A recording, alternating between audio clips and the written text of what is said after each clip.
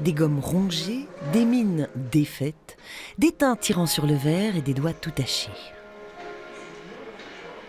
Une grosse nuit blanche là. Donc là je commence un petit peu à trembloter, j'en ai partout, ça commence à être l'horreur là. Le café ne fait plus effet. Du coup ça va commencer à devenir compliqué là. 20 heures qu'il planche, reclus volontaire à l'école Émile Cole, pour accoucher sur papier ou sur écran d'une histoire en petits carrés. 4e édition des 24 heures de la BD, un jour pour créer une bande dessinée et 2-3 contraintes en plus. Chaque année, ils doivent faire 24 planches en fait, avec une première de couverture et une quatrième. Ils ont 24 heures, ils ont une contrainte. Cette année, la contrainte, c'était d'intégrer un super-héros ou une super-héroïne farceuse ou farceur.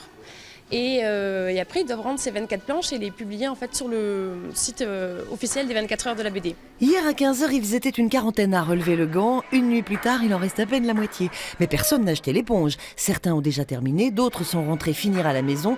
Ils sont encore étudiants ou déjà professionnels et à chacun sa technique pour boucler l'affaire dans les temps. J'ai utilisé une technique où tout le monde s'est moqué de moi. J'ai mis des post-it pour chaque planche.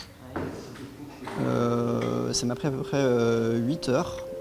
Du coup, pendant 8 heures, j'ai pas fait une seule planche et ensuite, je les ai toutes fait d'un coup. À l'arrivée, rien n'a gagné, sauf le plaisir de l'avoir fait avant celui d'aller se coucher. Ce qui est bien aussi c'est de se tester. Chez moi par exemple, je mets 24 heures pour faire une planche quoi.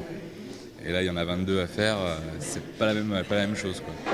2 bonnes nouvelles, ils ont tous survécu et leurs BD sont à voir sur le site des 24 heures.